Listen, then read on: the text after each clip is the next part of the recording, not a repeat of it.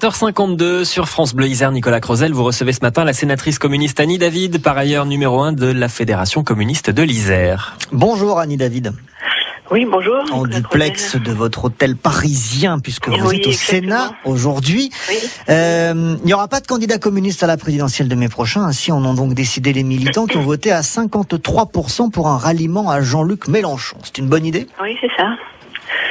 Bah écoutez, c'est en tout cas l'idée majoritaire qui est ressortie du vote de ce week-end. Donc c'est ainsi que se fera l'élection pour nous au moment des présidentielles. On fera un appel à voter pour Jean-Luc Mélenchon, en gardant notre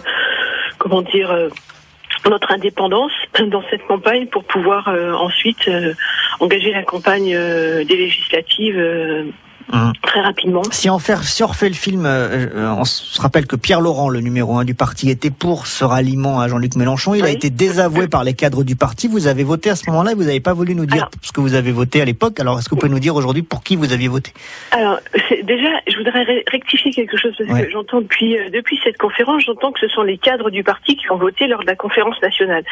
Mais en réalité, ce ne sont pas les cadres du parti, c'était justement des délégations de chaque fédération, puisque dans chaque fédération, il fallait qu'on décide et qu'on nomme un certain nombre de nos représentants, des militants communistes. Alors on va dire des grands électeurs, si vous pour prendre un parallèle avec l'Amérique. Alors les grands électeurs communistes avaient voté plutôt pour une candidature communiste. Et vous aussi, vous en faisiez partie. Vous ne nous avez pas voulu nous dire quel était votre oui, moi choix je fais partie de ceux qui ont voté pour une candidature communiste.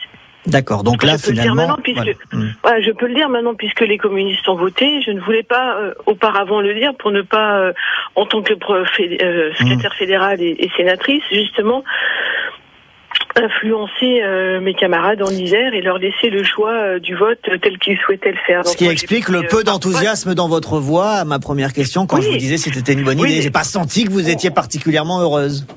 Oui, sans doute que ça s'est senti au niveau de ma voix. Moi, je ne suis pas, pleine de certitude. Je ne sais pas, franchement, quelle était la bonne solution. J'ai trouvé que la solution d'un candidat communiste était la moins mauvaise, mais je pense que la situation actuelle avec ce qu'on voit autour de nous, l'élection de Trump en Hongrie, dans tous ces pays où l'extrême droite monte rapidement et de manière quand même assez forte, je pense qu'il va falloir qu'à gauche on soit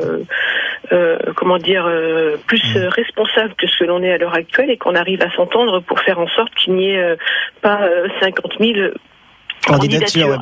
C'est mal parti pour l'instant. Juste un petit mot sur Jean-Luc Mélenchon quand même, parce que il y a 5 ans, vous aviez construit avec lui un front de gauche, mais c'était donnant-donnant, j'ai envie de dire. Là, il est parti tout seul et il dit, vous me soutenez, puis vous avez rien à dire. C'est ça qui vous dérange ? C'est un peu ça qui me dérange. Moi, en 2012, sincèrement, on a fait une super campagne. On a fait un front de gauche, on a fait un programme L'Humain d'abord. On a fait quelque chose, on avait fait quelque chose de fort parce que c'était quelque chose de partagé, mais de vraiment partagé. Là, on a un peu la sensation d'être obligé de se mettre un peu à la remorque de Jean-Luc Mélenchon. Et je trouve que c'est un peu désagréable et c'est un peu méprisant à notre égard parce qu'on est en capacité de faire une campagne. On a fait le choix de soutenir sa candidature, mais on aurait pu aussi faire le choix de partir faire une candidature communiste avec toujours la volonté de cette candidature de rassemblement. Moi, c'est ça qui m'intéresserait. Moi, j'aimerais qu'on trouve celui ou celle qui soit en capacité de faire vibrer toute la gauche anti-austérité, toute la gauche qui sera en capacité de porter un programme qui réponde aux besoins des gens. Et la solution, ce serait pas une grande primaire à laquelle participeraient à la fois Jean-Luc Mélenchon, Emmanuel Macron et François Hollande ? Emmanuel Macron, si vous voulez, et François Hollande, pour moi, c'est pas la gauche anti-austérité. D'accord, donc eux, vous les éliminez déjà. Donc moi j'aurais bien aimé qu'on fasse.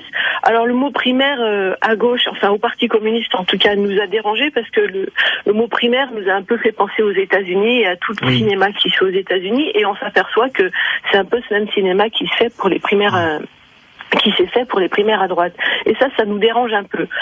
Mais en effet que toutes les candidatures anti-austérité à gauche se mettent en tas, réfléchissent, et puis qu'on en fasse émerger un ou une, et une d'ailleurs, ça m'aurait bien plu, vous voyez. Eh ben, je pense que c'est comme ça qu'il aurait fallu qu'on fasse. Eh ben, écoutez, c'est en tout cas pas comme ça que ça s'est passé. Un petit peu comme a fait l'appel des 100, un petit peu comme comme ont fait quelques personnalités qui se sont rassemblées pour permettre à ce que cette candidature ait les marges. On a bien compris que votre stratégie de campagne n'était pas forcément celle à laquelle vous adhériez à l'origine, Annie David, et en tout cas vous serez un bon soldat pour soutenir la candidature de Jean-Luc Mélenchon en faisant entendre la voix communiste. Merci beaucoup d'avoir été sur France Bleu Isère ce matin. Je sais pas si je suis un bon soldat, mais en tout cas, oui, je ferai la campagne. Je ferai ce qu'il faut faire, en tout cas. Il va falloir mettre un peu plus d'enthousiasme pour que ce soit crédible, Madame Annie David. Pour l'instant, on vous sent sceptique. Merci à vous, en tout cas, et bonne journée.